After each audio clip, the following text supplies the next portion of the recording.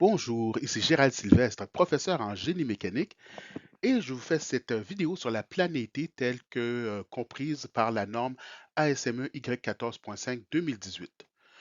J'ai déjà mis en ligne une vidéo par le passé qui illustre comment faire la métrologie, donc comment mesurer la planété sur une pièce, et aussi comment elle se compare cette mesure-là avec le parallélisme. Je vous invite donc à regarder cette vidéo.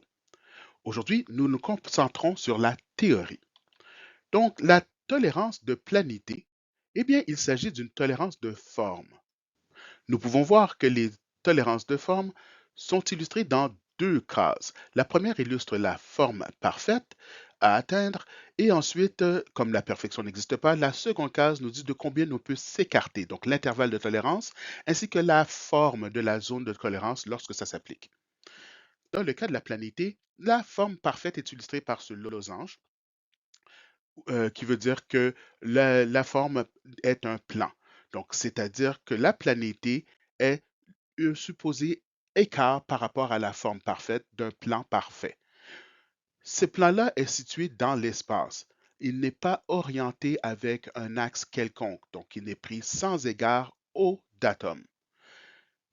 Comme la perfection n'existe pas, nous devons donner un écart supérieur et inférieur qui sont illustrés ici par les deux plans rouges.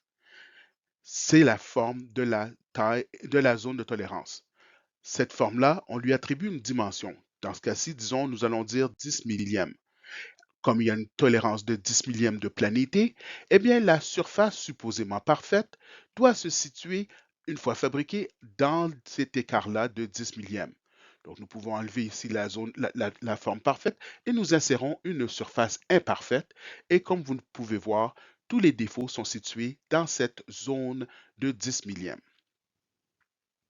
Maintenant, il y a deux façons que l'on peut mettre la zone de tolérance. Il y a deux façons qu'on peut l'appliquer.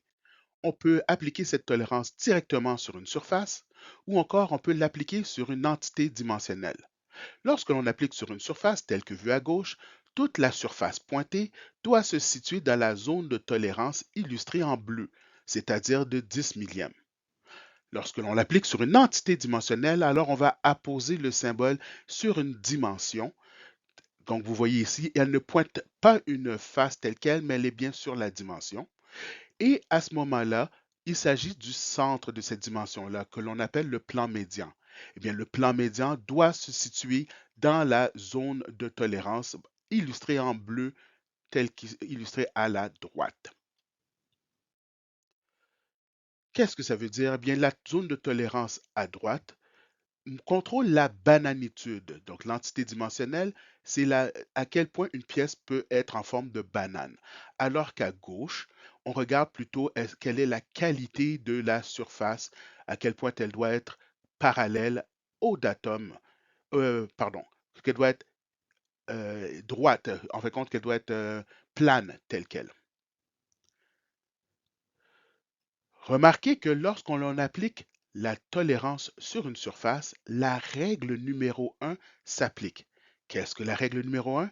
Elle dit que la forme doit être parfaite au maximum de la matière. Donc, si nous regardons la planété de 10 millièmes ici, elle n'est valide que tant et aussi longtemps que la grandeur totale de la pièce ne dépasse pas 1 pouce 20 millièmes. Donc, si la pièce mesure 1 pouce 15 millièmes, eh bien, malgré le fait qu'on a le droit à une planété de 10 millièmes, celle-ci ne pourra jamais excéder 1 pouce 20 millièmes et pourrait donc se traduire par une tolérance de 5 millièmes peut-être. La règle numéro 1, par contre, ne s'applique pas lorsque l'on regarde la tolérance, lorsqu'on applique la tolérance de planété sur mm, une entité dimensionnelle telle que vue à gauche. Comme la règle numéro 1 ne s'applique pas, ceci fait en sorte que la dimension de 1 pouce 20 millième peut être localement atteinte.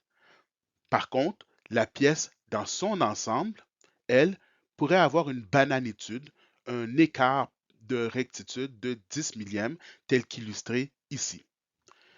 Ceci ferait en sorte que la grandeur totale pourrait atteindre 1 pouce 30 millième.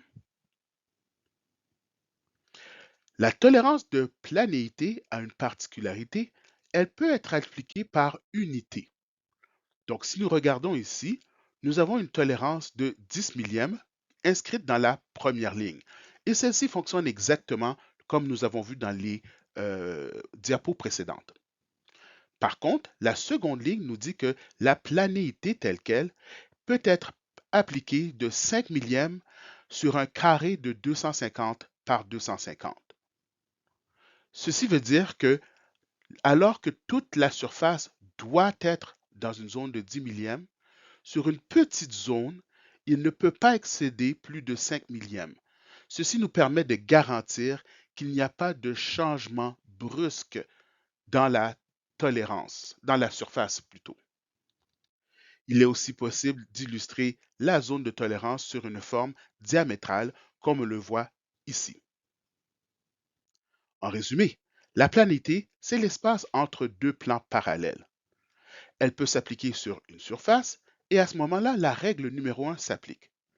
Elle peut être sur une entité dimensionnelle et la règle numéro 1 ne s'appliquera pas. On peut spécifier la tolérance par unité de surface. Notez qu'il n'y a jamais de référence sur une planété, tout comme il n'y a jamais de référence sur les autres tolérances de forme. Et on ne peut pas mettre une planété sur un diamètre. Ceci devrait tomber sous le sens. Alors, merci beaucoup d'avoir écouté cette vidéo sur la planété. J'espère que vous en avez appris. Passez une excellente journée. Ici Gérald Sylvestre. À la prochaine.